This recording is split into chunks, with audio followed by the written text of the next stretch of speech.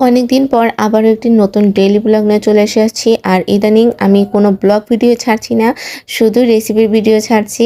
অনেক অলস হয়ে গিয়েছি। তারপরে আজকে ভাবলাম সকাল থেকে আপনাদের সাথে শেয়ার করি ব্লগ ভিডিওটা।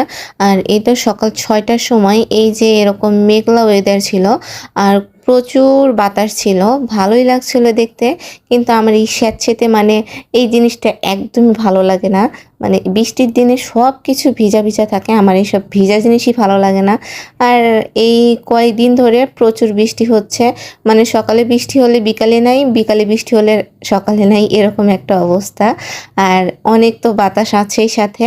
আর ঈদের আগ দিয়ে এরকম বৃষ্টি ভালোই লাগছে, কিন্তু ঈদের পরে তো কোনো বৃষ্টিই থাকে না। আর হচ্ছে তারপরে এই তুই হালকা হালকা রোদ উঠো ছিল। আর আমি হচ্ছে এবার কোনো ঈদের ড্রেসই কিনিনি, শুধু এরকম গজ কাপড় কিনেছি বাসায় পরার জন্য। প্রতিবারই তো হচ্ছে অনেক